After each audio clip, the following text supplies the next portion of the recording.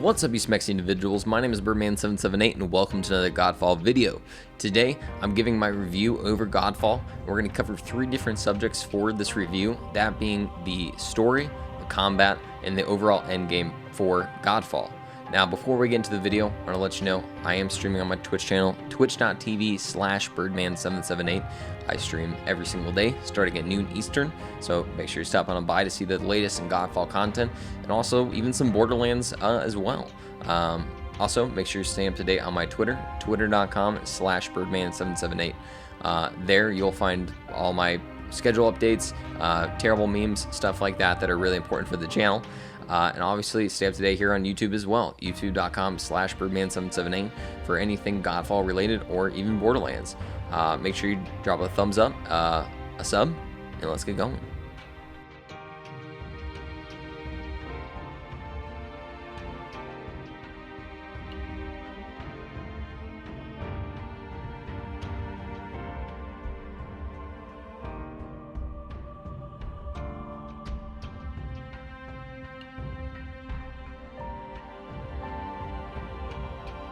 Godfall has a story like many games. 2 rival friends battle it out for the fate of the world.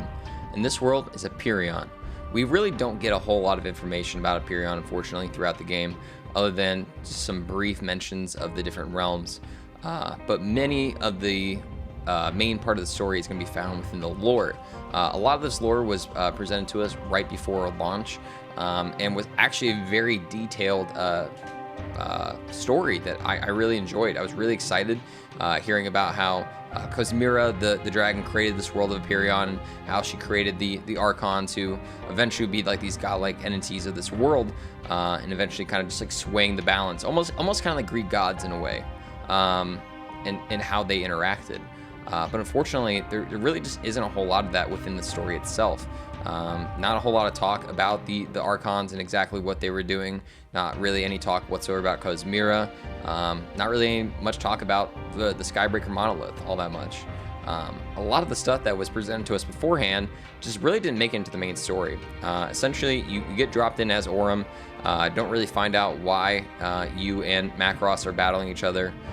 Throughout the story, it's mentioned that he is your brother, but if you look at the lore, it's actually mentioned that Macross is not your brother. It's more of like a brother in arms, rather. So that was kind of unclear and made me kind of confused about the continuity, which one was what. So I would say, all in all, when it comes to the story, this isn't really a game that you should play for it. It doesn't really go much in depth, in my opinion, and tends to be just very ground level. I would say it reminds me a lot of Destiny 1 in the fact that you end up finding out most of the information in the game through the Grimoire, or the lore, that is, and as you just progress, looking at different things like that, rather than something that's just said to you just up front throughout the story. And once you finish the story, it's kind of just like ends. You and the Sanctum tend to be very one-dimensional characters. The Sanctum, one time in the game, has a laughing sequence that's almost a little awkward in a way, and again, just the characters themselves really weren't fleshed out very well. I felt as though that some of the lieutenants for Macross were a lot more of a compelling characters than even our main character Aurum themselves. And the fact that Aurum's character changed so constantly, and just like its attitude, I just didn't really know how to feel and how to really connect with this character, unfortunately.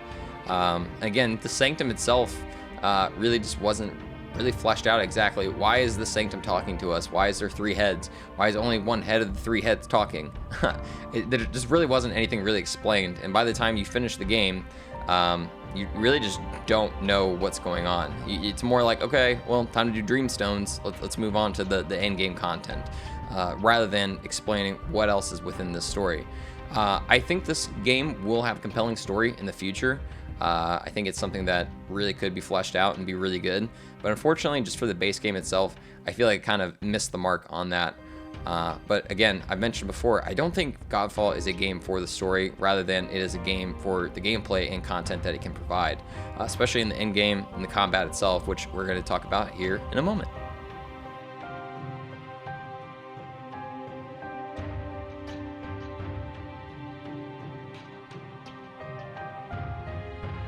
Now, we start off the story as kind of the con of this game.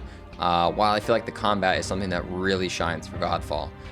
Having multiple different abilities of shield throwing, soul shatter, weak point, and polarity attacks make for very compelling combat and make it a pretty awesome experience for anyone who's interested. The shield throws and the pairing that you have for your character is very much a cool aspect, which then helps lead into those weak points that are very unique to this style of gameplay. Weak points being a certain spot on the enemy will show up, giving you the ability to deal massive amounts of damage. And the different abilities that you get throughout your different augments in your trees will allow for that to either do multiple damage, heal you for a certain amount, different things like that that make for, again, very unique and compelling gameplay. Polarity attacks are very awesome because it gives your secondary weapons a actual use. You can sometimes find just a weapon that you might be like, man, I just need this forever. I don't need to use anything else.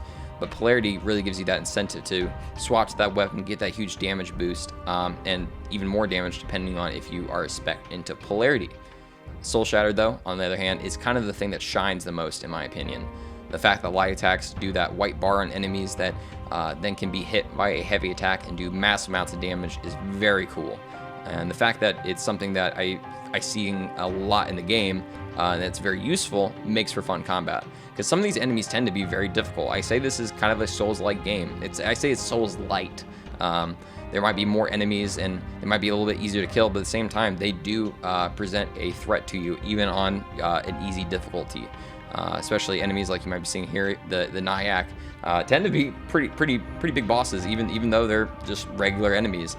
So again, having some of these different abilities in combat to kind of swap around with is a whole lot of fun. The only con I'll really mention is sometimes the fluency between set attacks, whether it's running your northern southern technique, throwing a shield, something like that, tends to be a little choppy at times, but I feel like that's something that can be easily fixed in a patch, and that we're more likely to be seeing. I'll take this time to say thanks to the devs of Counterplay and Gearbox, who are genuinely making a big effort in this game so far. By the time of this video, there's already been, I think, 4 patches so far, helping fix different issues in the game. So I feel like that's a really good effort, especially for 1 week of gameplay. Other things that I'm really hoping for, especially in the Tower of Trials, like you see us doing gameplay here, is adding new different enemies in there. Something that can help spice up the combat a little bit as well. Just like any other different, augments or abilities that they can add to the game. I feel like Godfall has this reach and ability to be something even better than it already is. And I'm already seeing that in the combat itself. The way that you can swap between different weapon types and get the efficiency out of those, or just stick to one single weapon and have that carry you throughout the game. It has a lot of fluency and it's a whole lot of fun. The end game of Godfall is where I feel like the game has really shined, and unfortunately it's also a spot where I feel like other reviewers have completely ignored and has unfortunately led to biased reviews.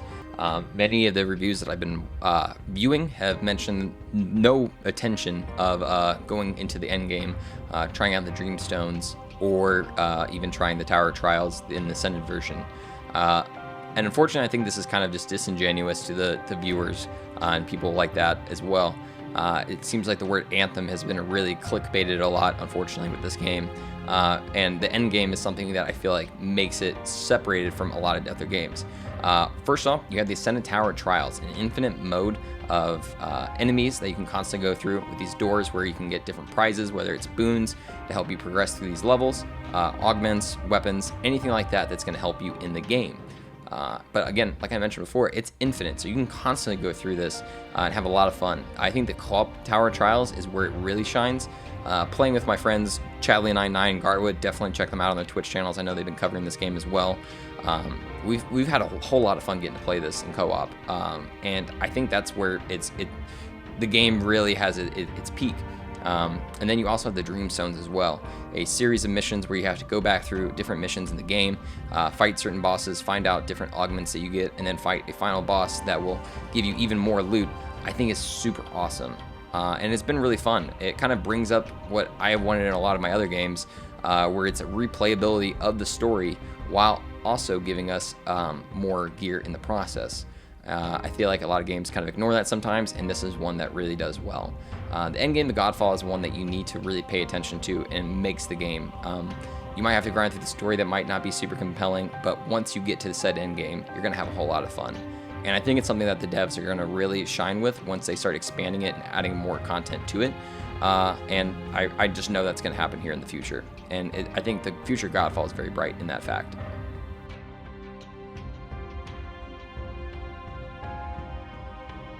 So what score are we giving Godfall?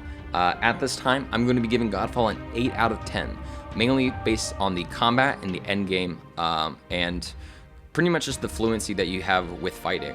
The combat is something that is so much fun. Every time I see an enemy, I kind of get excited because it's just knowing I can do something different, whether it's do a polarity attack on them, do a soul shatter, hit their weak point, anything like that that kind of just changes up the pace of combat. And I think it's something very unique to this game. The end game as well, with the Ascended Tower of Trials and the Dreamstones, makes for really fun replayability while also changing it up. Tower of Trial itself changes up every single time, while the Dreamstones gives us the ability to farm for new gear off these bosses and see what else we can get for said builds. Again, builds in this game are going to be something very popular and I think are super cool, and especially the fact that these Valor plates kind of have all of these differences between them that can really affect a build. Again, unfortunately, the story just is pretty flat and something I wouldn't recommend playing this game for. And unfortunately, again, I think it's something that has been unfair to this game in judging it based on its story alone from other reviewers. I think this game has a very bright future ahead of it, and I know that this is going to be something I'm going to be playing a lot on my Twitch channel, twitch.tv/birdman778. So make sure you stop on by for that. Guys, also stop on by my Twitter, twitter.com/birdman778 for updates on the channel, whether it's Godfall, Borderlands news, anything like that. We're probably going to be playing Cyberpunk here too, here soon, so stop on by.